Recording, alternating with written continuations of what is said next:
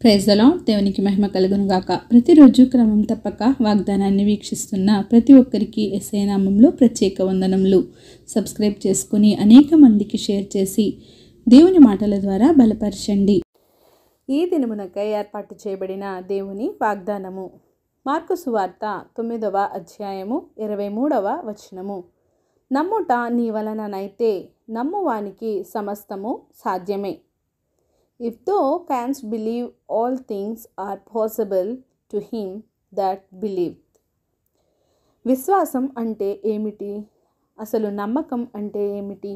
దేవుని మీద నీకు నమ్మకం ఉన్నప్పుడే దేవుని మీద సంపూర్ణంగా నీవు ఆధారపడడమే.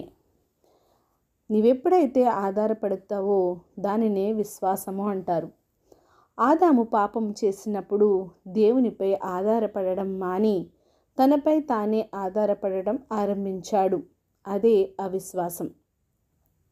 ఈ కారణం చేతనే దేవుడు విశ్వాసానికి అంతటి ఆధిక్యత, ప్రాధాన్యత ఇచ్చాడు.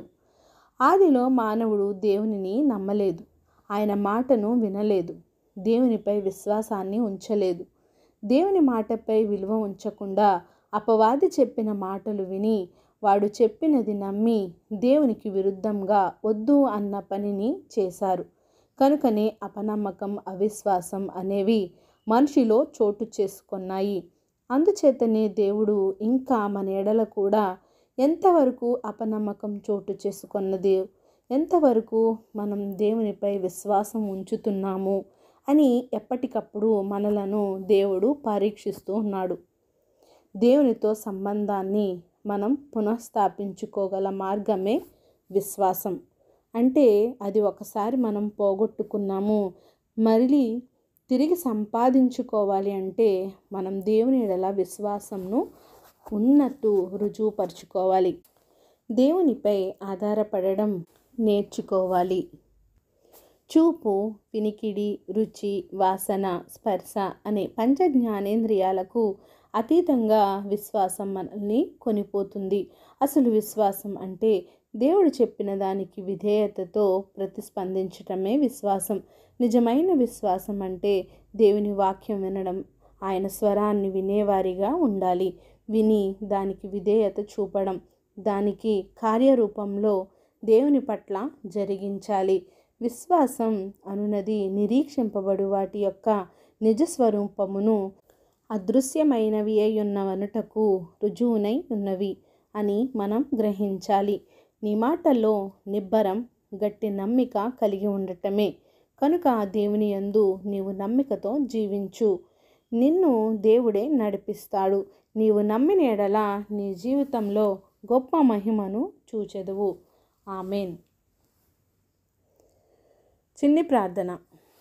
సకల ఆశీర్వాదాలకు కారణభూతుడైన మా ప్రియ పరలోకపు తండ్రి, మీరిచ్చిన వాగ్దానంకే వందనాలు దేవా. ఎవరైతే ఉదయకాల సమయంలోనైనా నీ వాగ్దానం కొరకు ఎదురు చూస్తున్నారో వారితో మీరు మాట్లాడిన విధానాన్ని బట్టి వందనాలయ్యా. అవును ప్రభువా, మేము నమ్మి మీ యందు నిరీక్షణ నుంచి విశ్వాసముతో జీవితంలో ముందుకు సాగిపోయే కృపను మా పైన ఉంచండి. ఎవరికైతే వారి మనసుల్లో అవిశ్వాసము, అపనమ్మకం చోటు చేసుకున్నదో నాయనా, వాటిని విడిచిపెట్టి తండ్రి ప్రభా సమస్త భారమును నీ పైన ఉంచి నాయనా తండ్రి మరి జీవించే కృపను ప్రతి ఒక్కరికి దయచేసి ప్రార్థన అవస్థకోని ప్రతి ఒక్క బిడ్డని సమయంలో జ్ఞాపకం చేసుకొని వారి అవసరతలను, అక్కరతలను సమయానుకూలంగా తీర్చి సమస్త ఘనత, మహిమ, ప్రభావములు మీరే ఆరోపించుకుంటారని యేసుక్రీస్తు పరిశుద్ధ నామమున ప్రార్థించి అడిగి వేడుకొనుచున్నాను మా తండ్రి. ఆమేన్. God bless you all.